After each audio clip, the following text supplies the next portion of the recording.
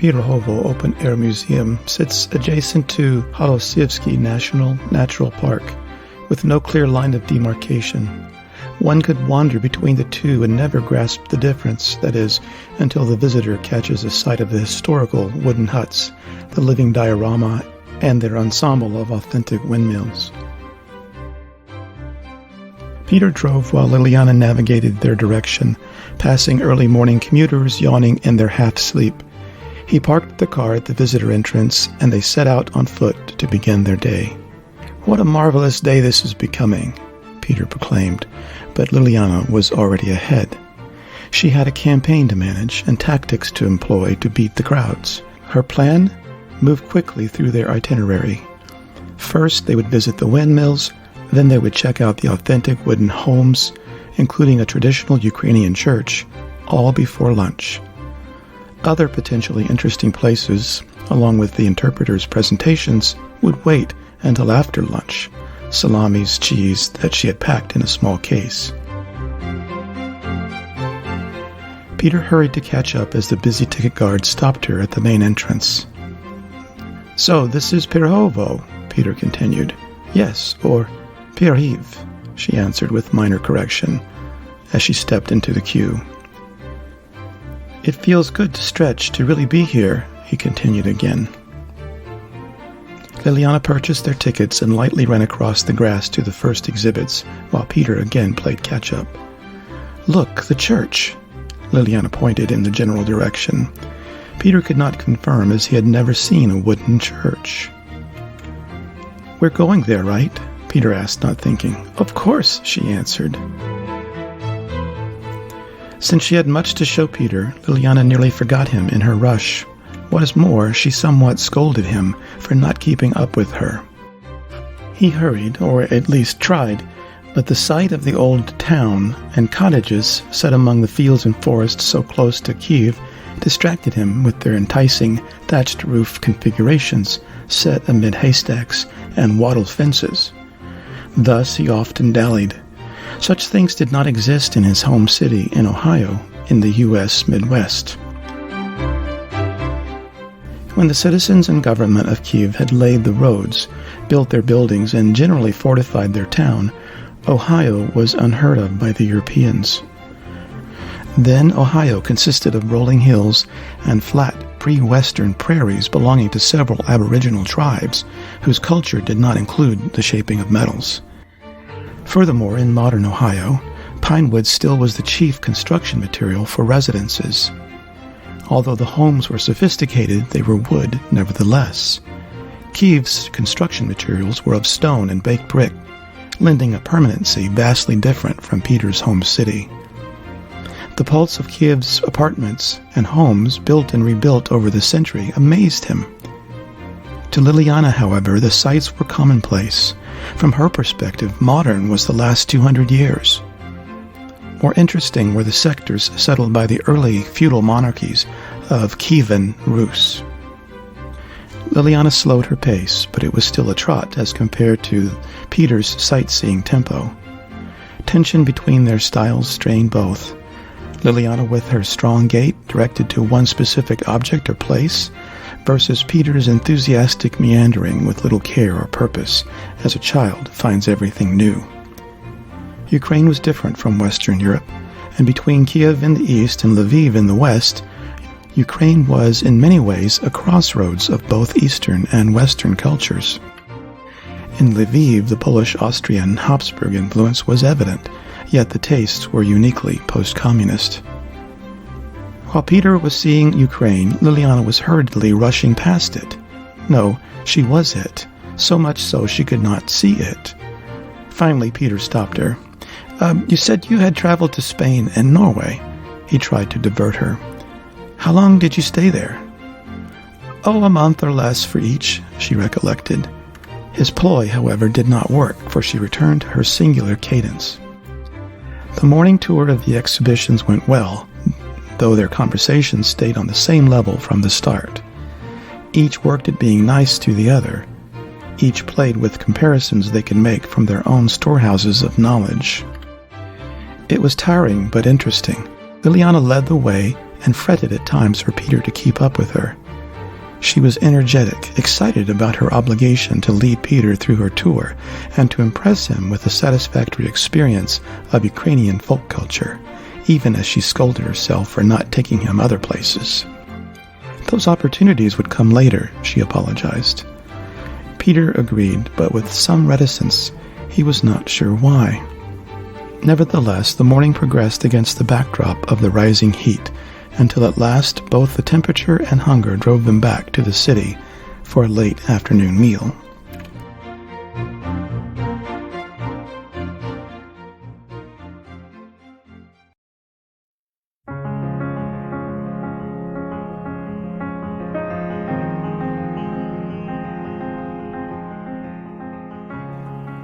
At their belated lunch, the pizza was excellent, baked in a stone hearth heated by a small wood fire, burning adjacent to a paella. Whitish ash appeared on some of the edges, but the pie's taste was unaffected. With toppings of 4 or 5 kinds of local cheeses and fresh salami, Peter's pizza was noticeably gone within minutes. His hunger was abated. The beer, it too local, vanished from his glass. Peter ordered another beer, while Liliana labored on her portions. Yet Peter was primed for after-meal talk. "Why do you like these old places?" Peter asked her. "I suppose they're like teachers of mine," Liliana began. "I see them just as important as perhaps some people I know. They talk with a silent language." She broadly smiled, thinking her analogy was humorous. "I think," Peter followed, "that they are part of you, a part of how you see yourself. It's an odd thing to be old and young at the same time, then, is that right?" she asked, again thinking herself clever. "Old and young are forever joined. There are days when all I can see are old things, my ideas, my face. Maturity does not enter into it. It's a mindset. Then other days I can't believe how young I am. I run and play like a child, but those days are infrequent." A crack in Peter's shell appeared. For the first time that morning, she looked directly into his eyes. "Why is that?" she asked, not prying nor condescending. She was genuinely interested in his reason, if he had one. Indeed, his idea struck her as her idea. How long had it been since she too had romped like an adolescent? Peter did not answer right away. Indeed, he considered not answering. His patterns of work and isolation had become a rope which coiled about his throat and suffocated him, hindering his ability to talk. I don't know," he answered with a white lie, a polite way to break the silence. However, Liliana waited. Something in his deportment opened but then closed. She wanted inside, not to be left on the outside, for it was the first time they had really talked to each other, about each other. In prior days, their discourse passed like confetti on a windy day, full of chit-chat and topical headlines and ephemeral gossip. Oh, how she missed talking about each other. "I'd like to hear," Liliana reassured Peter in a soft voice. Her tone grew comfortable and calm. She did not need to be the tour guide. She wanted desperately to touch Peter's hand and pour her feminine energy inside his troubles. Her inner woman wanted to consume him and thus console him. "There was a time, perhaps, when I would care for nothing," he began, "but I met someone." He stopped. Panic froze Liliana's wits. Perhaps Peter was engaged or attached to another. It was stupid, she thought, but she instantly turned jealous. They had no romantic relationship. Yet she hated the other person, whomever she was. You have a wife?" Liliana directly asked. "No, had one." "Oh, I see," she backed off. "No, you don't understand. She passed away."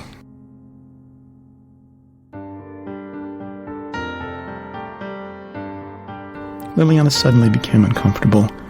She was flush with her own unchecked emotions, sorry for Peter's state, and even a bit angry at herself for getting into the situation. "I'm glad you asked, though," Peter tried to appease. He did not want to alienate Liliana, though the subject was painful. She died in an auto accident. The police said it was a single car crash, and the weather was bad, rainy. The tires I had not checked. We had been married only 6 months. She was a student, and I was just out of graduate school looking for a job. The information poured out easier than he had anticipated. Liliana listened with her eyes fixed upon his. Sentiment flowed out of him, something which she almost physically felt. The police, though, did not find the note, Peter added as moisture sprang from his eye. Oh God, she thought, not a suicide. Liliana noted Peter's change in tone. The way he dropped the word note stung him. His face conveyed his gloomy anguish. Her mother found it. Peter tried to continue. In my pocket, putting things away. I did not know it was there. Peter fumbled for the words and drank a mouthful of beer. The waitress came by and asked something in Russian to him, but he could not catch the meaning and turned to Liliana, who was already answering the question. She left, and Liliana translated. She wants to know if you like the pizza and would pay now. Liliana had scorned the waitress for choosing that moment to break into their private conversation. Peter laughed nervously. Well, enough, I suppose, he said. Their conversation momentarily lulled, but Peter returned to the subject of their happy morning. Liliana sensed the urgency to suspend their evening plans to improve their mood. She suggested that they take a nice walk to a sweet shop, which she knew was excellent. Vereniki, dumplings with cherries, was her own choice, but Peter selected the makivnik, a Ukrainian poppy seed roll. At another shop, the pair found ice cream, and their gloom disappeared. A partly cloudy sky shielded them from the sun's late radiation, cooled their skin, and buoyed their mood. The beer, too, helped their humor. The dessert floated their spirits, and the day was spent. Liliana had about an hour of work to do that evening, and so they vowed to visit another cultural feature later. On the return drive in Peter's rented car, they talked about his work, Liliana's irascible bosses, her family, some of his, but only once did they mention the tears of Persia, and nothing of Peter being a widower. When he dropped her off at her mother's home in the Novobilchi area, she dropped the hint. I can come by tomorrow and check the plant. Oh, that's fine, he answered, but I can water it if you want. It's no trouble. Peter was trying to be kind and thought he was helping her, but he was not. Okay, but no, don't trouble yourself, she tried to reply. Well, I'll see you later. Peter then realized he missed her tip-off and tried to backtrack. Had a marvelous day, he added. Thanks for the trip. No, really, thanks. I enjoyed being with you. He was clumsy, he thought, but could not think straight enough to correct his deficit. Me too, she answered, and looked directly in his eyes. She went inside, and as Peter drove down the quiet street, he thought of their day's pleasantries. As he parked the car, he would return it tomorrow, he could smell her perfume on his shirt. In bed later, all he could do was ponder the outline of her shoulders and her lips that fit perfectly within her face.